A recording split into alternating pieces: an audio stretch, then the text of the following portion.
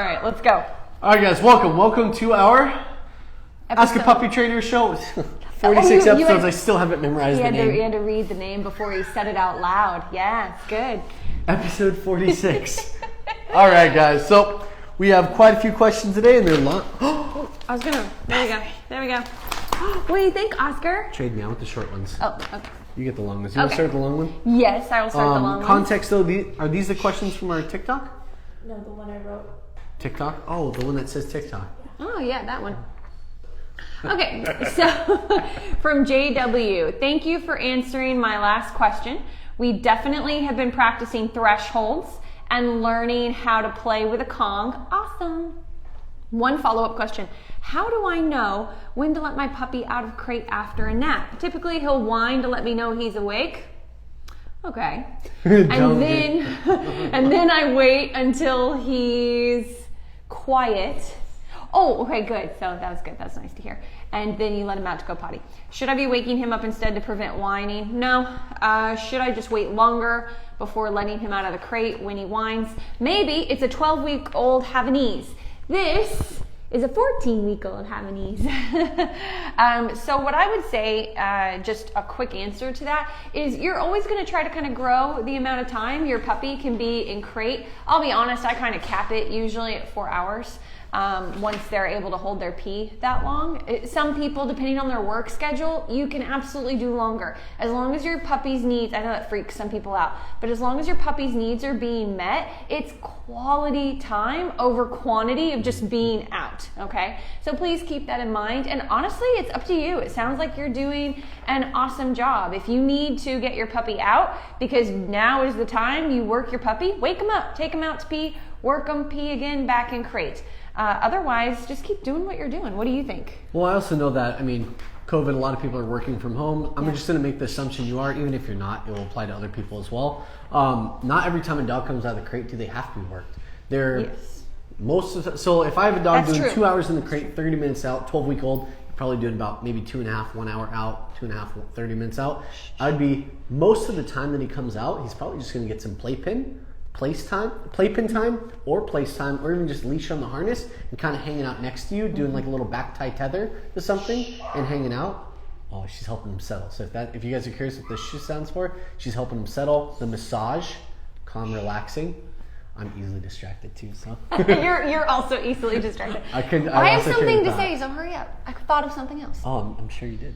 Okay. Basically, you're choosing 2 to 3 times a day to do the actual training. The other times the puppy comes out of the crate, you can literally just bring them out, put them in a playpen, let them hang out in your room with you, play Scott, back tie tether, something like that. Mm-hmm. But you are looking for certain moments to train, certain moments to let them out, but get them on a schedule. That's the easiest thing to do. If you want to DM us or PM us, whatever the heck it's called, message us, we'll send you guys a schedule and like a blueprint, a skeleton that you guys can work on. So I was looking for an opportunity to say this, and instead of it being a question, it was him. So I was working with Oscar last night, and he's a little wet. He got a little pukey. I had to wash him. We have a long drive to get here. Yummy. You kisses? Yeah, okay. Here to kiss my mouth. You lick my tooth. Okay, so anyway. I did just what you said last night. I wasn't going to work on socialization with him right away, but I knew he needed to come out and potty, and so I just brought him out, potty, stuck him in his playpen. Usually he's fine, but I didn't do anything with him. So he's whining at me like, where you at? And so I couldn't walk away from him until he was settled. So I had to face him, hips directly towards him in the playpen. And I kind of took the playpen and I made a little noise with it. And I went, hey, settle down. Pause. I took 2 steps away. He whined, got excited, followed me. So even though I have a boundary of a playpen, his brain doesn't have a boundary yet of, not right now, puppy. We're not doing anything right now. And that's a problem. That's how they get anxiety in playpens. And he's actually good in a playpen, so the last thing I want to do is screw him up. So move back in towards him. Just, hey, no. Hand out, firm, didn't say much else. Waited. And he just kind of sat. And then I slowly turned, took 2 steps, glanced back. He's staring at me, sat down. He kind of stared at me for a minute and then turned and went towards his Kong, which was filled with some food. And I was like, yes. So it just reminded me of like, even though we put these puppies in crate and we put them in playpen, we don't want to leave them in an excited forward motion state of mind where they feel connected to us, because that causes anxiety when we leave. That's why we talk about all the time calm entrances and exits, got pickups and drop-offs and all of that here at Puppy Academy, to be very calm, because we don't want our entrance into the moment, the room, whatever it is, to just be excited. It's like you got to calm your puppy down first. So anyway, that's a tip. That's actually something probably no one thinks about. Even I forget that as a trainer a lot of time. Yeah. The playpen, wow, that was actually like a really, really good insight. That was awesome. It- It's almost like you've been doing this for a long time. Thank you. Okay, All right, let me go with the shorter one before you do another long one. All right, Golden Girls, Winnie and When Zoe. you're loud, he checks you out. He licked my face. I'm sorry. He kind of has a bit of a compulsive licking thing. I realized my arm is soaked. Well, that's because he's wet. He's been licking it this whole time. Oh, has he? Sorry. All right. What is the best way to teach my puppy her name? We actually have a technique called the name recognition, relationship building technique. Boom. Oscar, eye contact, good, treat, right in your mouth. That's what that felt No, wait, like. where's my chin? Where's my chin? I'm sure about that. So name, eye contact, good, treat, and you might even get eye contact in the beginning. Just associate name, good, food. Name, good, food. The longer you do it, name, pause, treat to the nose, good for when you get eye contact, food, and then eventually even build up to name, come, good, food. Name, come, good, food. Oscar. Yes, good. She uses the marker word yes. I use good. Only for It excitement. really just depends, yeah. I only use yes for excitement stuff, and I think their names should be like woohoo, Oscar. Look up to my eye. Yes. So what was she waiting for there, guys? He was Eye looking at her contact. hand, not her eyes. Yeah. So she didn't reward right away, but also she felt like at one point I felt he's not pressure. going to look at the eyes. I felt She pressure. thought he'd have to hold it for a lot longer. So she brought the hand to her eyes, good treat. Yeah. Maybe she does it 2 or 3 times in a row, but on the 4th and 5th one, she I waits wait. down here again. Yeah. He's like, what the heck is wrong with you? Looks up, good treat. Oh, connection made. Yep. Now he gives you eye contact. Oh, yeah. And how many repetitions? 2,000 to 3,000 repetitions over 6 to 8 months. Just for come, yes. You don't have to do that for their name. Well, name recognition is part of come for me. That's Name, true. come, good That treat. is true. That is All of true. it plays a role into itself. I see so your if point. you're doing name recognitions, 2,000 to 3,000 repetitions over 6 to 8 months through a lot of different routines. I see your point. Would you move on? Oh, wait. I'll do a long one. All right. All right. Our 5-month-old mini Bernedoodle has started to be scared of random things in our neighborhood, like awning in front of our apartment building, concrete face. steps, manhole covers, traffic cones, etc. Started last month. She's seen these things before. Something in her development period. Should we be worried? How do I reintroduce her? Get to the point where she gets to the point where she's thrashing her head to pull herself into the street to avoid these things. That stinks. I feel you. We come across that all the time, but it does stink. I just pick her up and move on, but I wonder why this is happening. Millie, what a great question. I'm so excited. And you're probably one of 100,000 people asking this question right now. Really as well. excited to dive into this one. Do you want to take it? Nope, this is your field. This is what she specializes in. I wanted to collect my thoughts while he was talking. No, welcome to He's it. not going to let me. Fire. Okay, so to start with, only pick your puppy up if you absolutely have to, like panic attack have to. And this Pulling is into the street is that panic attack. Hey, you said that I was going to take I over could for jump in. this. You've never interrupted me? Not usually, no. It's very rarely. So what I would like you to do instead is when your puppy, if you don't see what it is ahead of time, hey, you need to take a jump though. If you don't see what it is ahead of time, you need to pause immediately. As soon as they put on the brakes, I have 2 treat bags in my pouch. Sorry, I'm distracted. He wants both of them. I didn't collect myself before I came in here. Okay, I'm clear. I'm ready.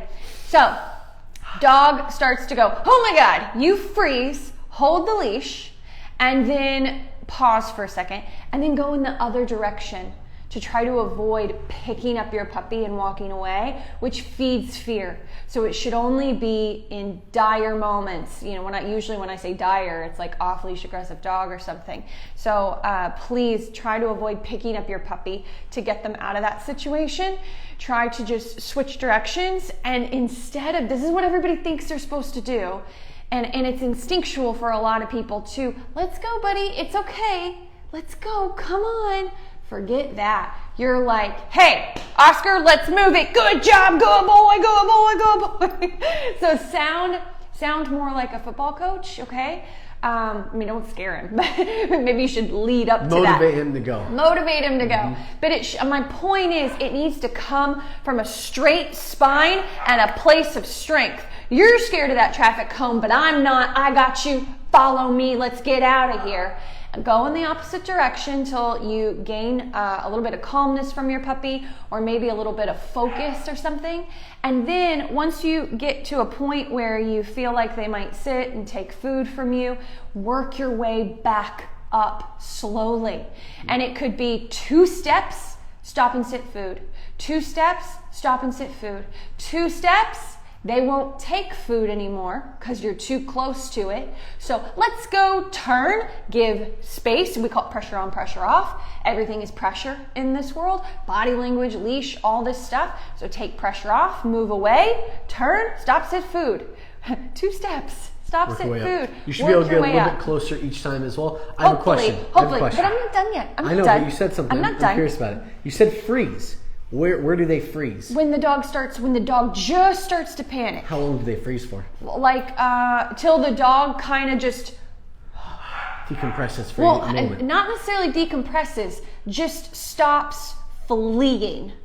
You may not get decompression. That's fair. Just stops being in flight. So frozen, but not pulling away, not gunning to get out of there anymore. Just like, You are a licker. What do I do? What do I do? What do I do? Follow me. Yep. All right, that's my impression of a dog freezing. Any time? No, I think once was enough. I think Josh will have fun editing the one time. Okay, if I see myself on the internet, like, I'm gonna be really upset, Josh. I'm gonna make that meme. Anyway, so that's what I would do. And then you're not done yet. You think you're done. Not done. You're gonna now need to bubble out and around it. And about 10 times, you're gonna horseshoe. Maybe you gotta cross the street, I don't know. Horseshoe around this crazy thing. All right, that's all the stuff to get him over stuff, but all the stuff to get him over stuff. All the stuff. I love this stuff. I sound so educated today. It's fantastic. Great stuff. But I think what he's going to go into is the fear period. And if it's a full-blown fear period, you actually just kind of stay away from those triggers for a while, and you don't try to actually bubble out and around them. Just work at a distance from them and move on, get out of there. I'd say wait 3 weeks, 2 to 3 weeks, then start the bubble around in case he's in a fear period. I don't like to push fear periods. Fear periods are very challenging. A lot of dogs go through them, usually 1 or 2 fear periods through adolescence.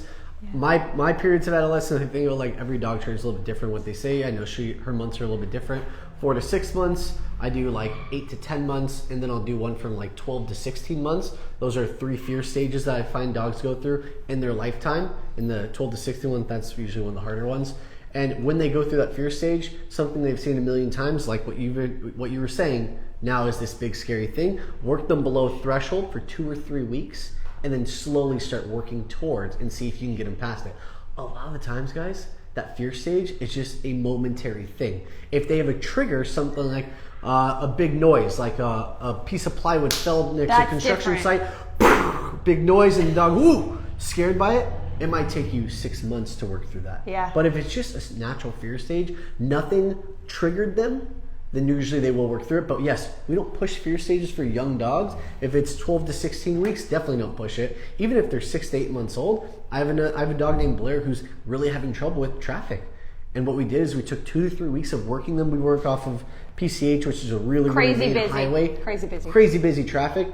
I literally lifted her over a sidewall for 2 weeks and brought her to a residential street. To avoid the main traffic part. Move towards it, but still about 400 or 500 feet away from it. Move away from it. Do what Bethany said. And after 2 weeks of doing that, I can now walk down PCH with traffic going by, and she's still looking, good, treat. Looking, look away, good, treat. I'm rewarding her for disengaging and paying attention to me. And then we just eventually weaned off food, and I got the owner to do it. But it took me 6 weeks of doing this. 6 weeks. It only works because they took pressure off of this puppy, and that's so tricky. You know, when Sparky and I give advice about fear stuff, especially if we're talking about 1-year-old and older, it's like, yeah, you got to tackle this fear. You got to face the fear. You got to challenge them. You got to work them.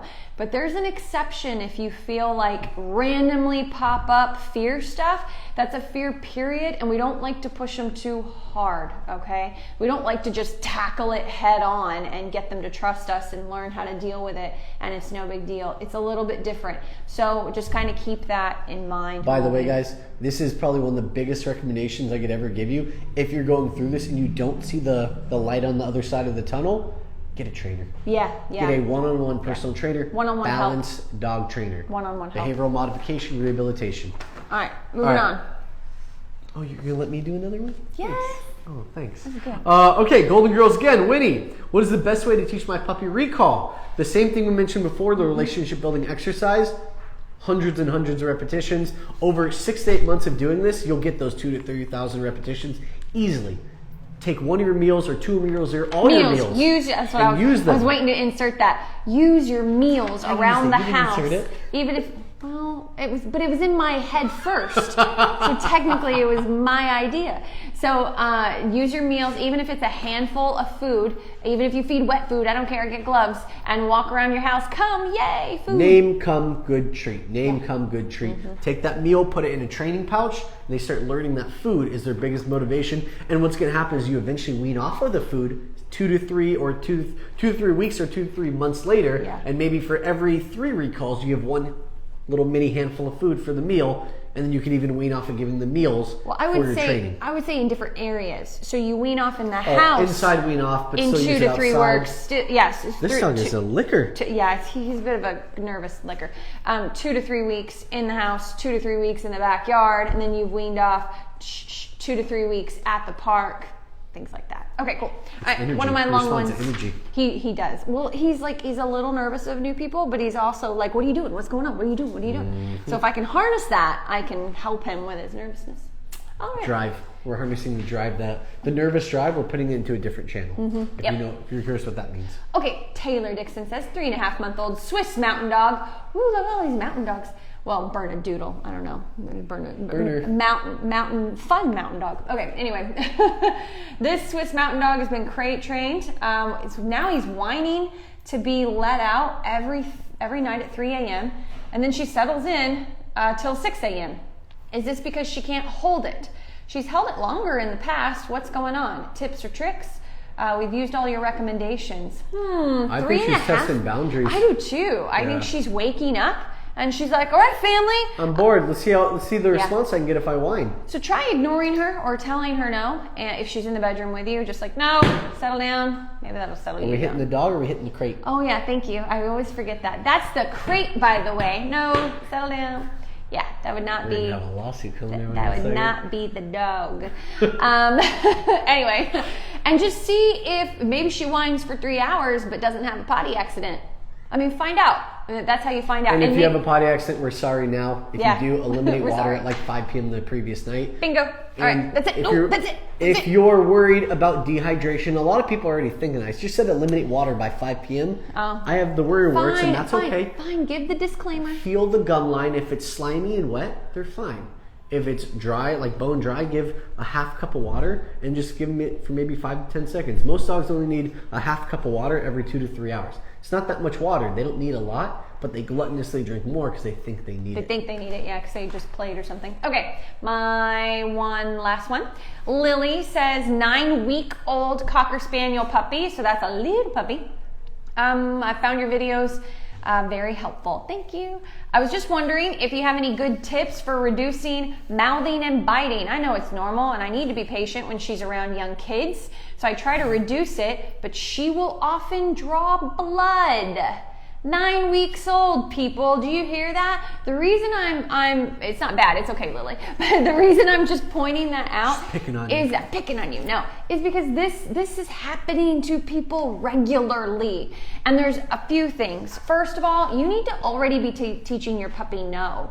And I don't mean by yelling and pointing at your puppy. I mean spatial awareness, spatial boundaries, stopping at crate threshold, not popping out, stopping at door thresholds, yes, at 9 weeks old, waiting for food bowl, learning place, and then if he steps off, it's spatial pressure with guidance with the leash back in. 9 weeks old leash is a little hard, but you should be starting to just introduce leash in the house if you haven't already. And my point is just that do not forget, everyone, that your puppy can learn no, and they can learn very quickly that you don't bite humans in that way. Now, the humans also need to act appropriately. We'll get to that.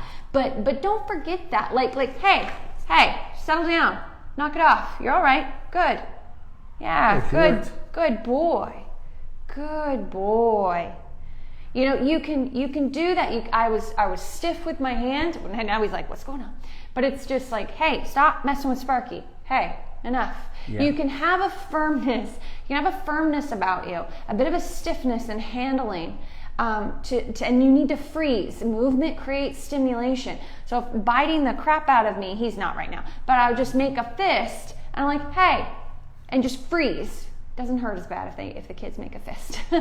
And just freeze, or the kids can tuck their arms and limbs in. Stand like a tree. And stop moving, because movement causes stimulation. But my point is just anytime there's like,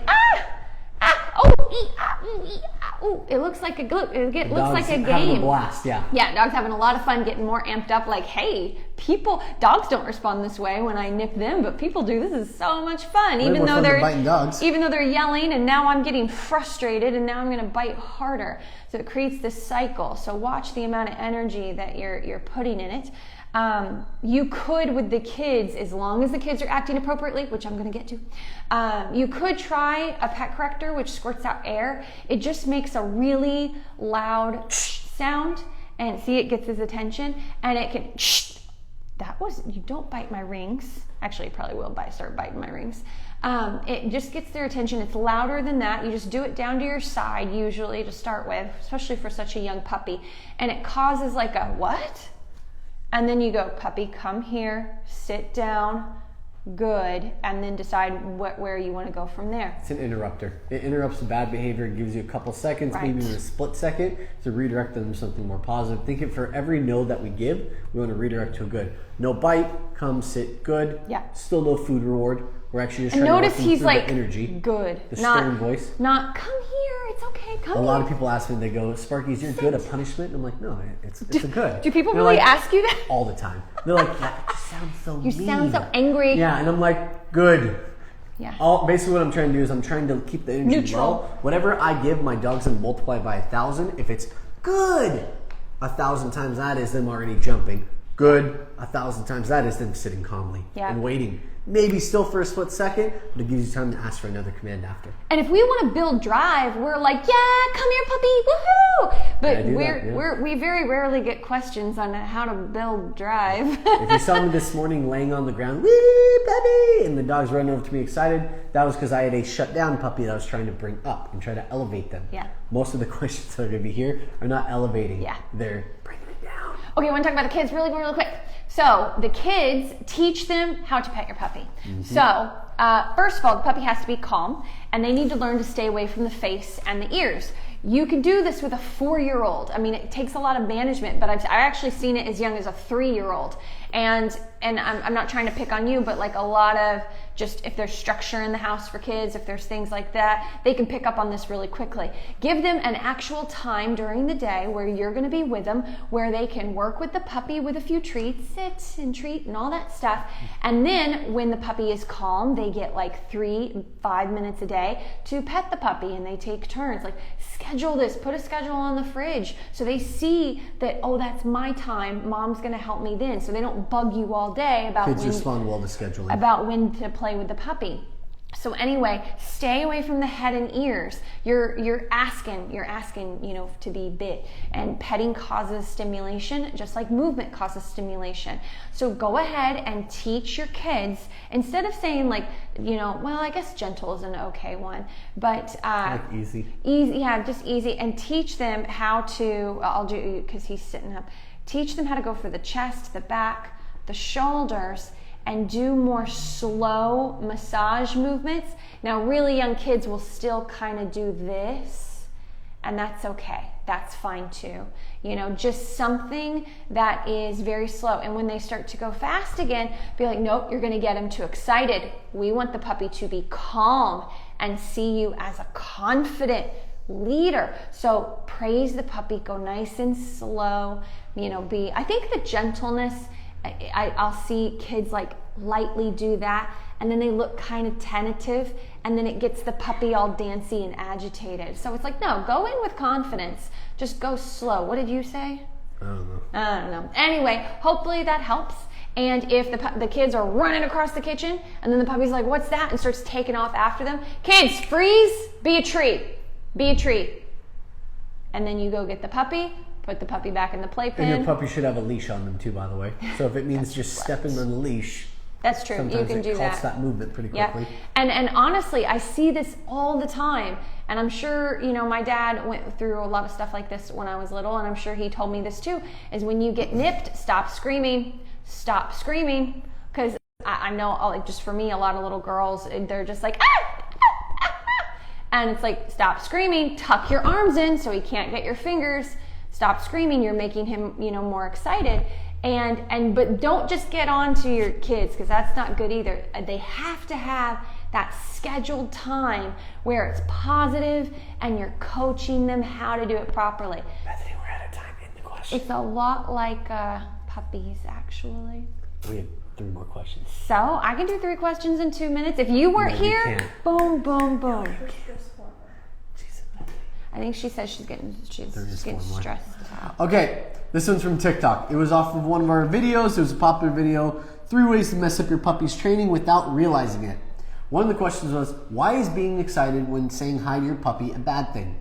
So it promotes the energy of jumping, and if you don't mind your puppy jumping, then no big deal. No, it's a lot of different reasons, though. I know. I'm trying to simplify it, though. It's probably not a simple answer, though.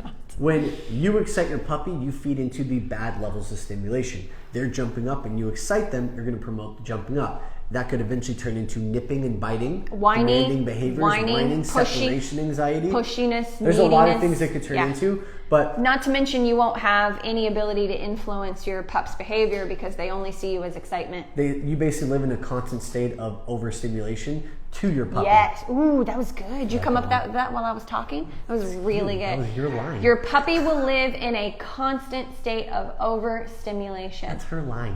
Is it? Yeah. I have a few good ones from time to time. I made it my own. All right, anyway. Okay. Alex Rainford Roberts. The long one. I knew Paraphrase it. All right, mini dachshund, manual, 3 months old. Oh, I love dachshunds. Doing really well with his training. Picks up most cues. Hey, got it out.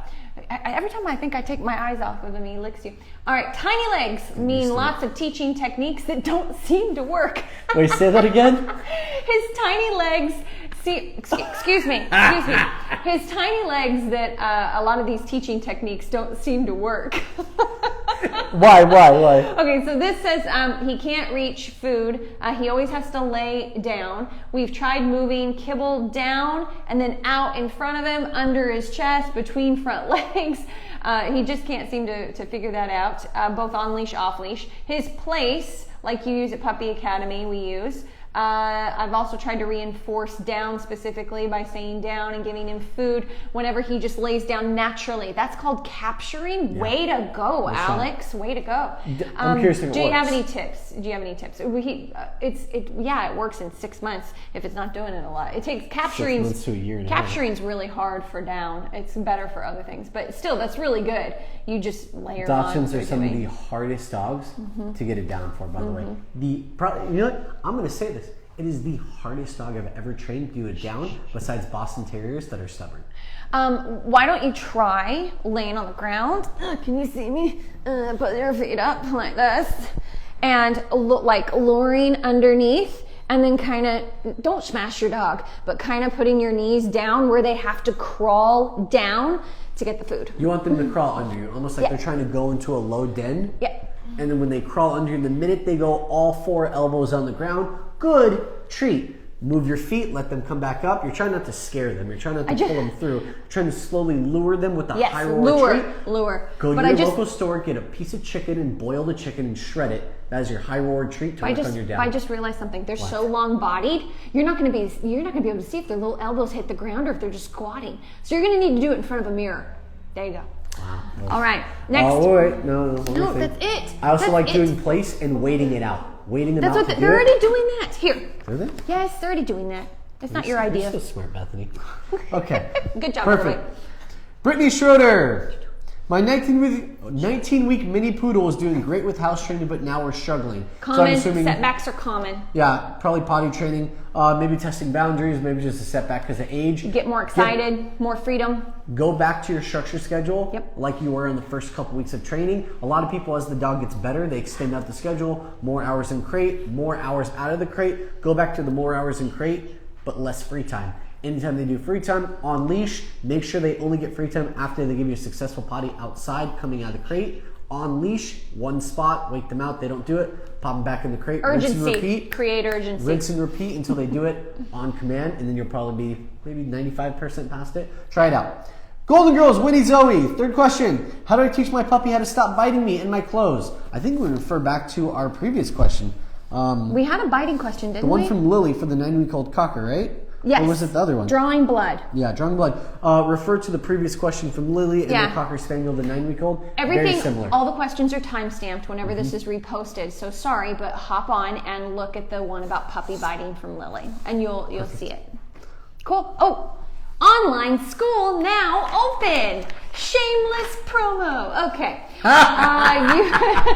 So you get a command training source. So basically Sparky and I created this awesome source that goes over 99.9% of not basic obedience. I mean, we target all the basic obedience because it's important, but we are all about how to live in your home with your puppy. Behavioral existence with your dog in a real life setting. There we go. So you can sign up somewhere. Let's see. You can there's a link in our bio on Instagram. You can also just go to our website and look up the online school, which is thepuppyacademy.com. Go to the online school section, and if you have any questions, please DM us. Did you read that word for word? No, well, part of it.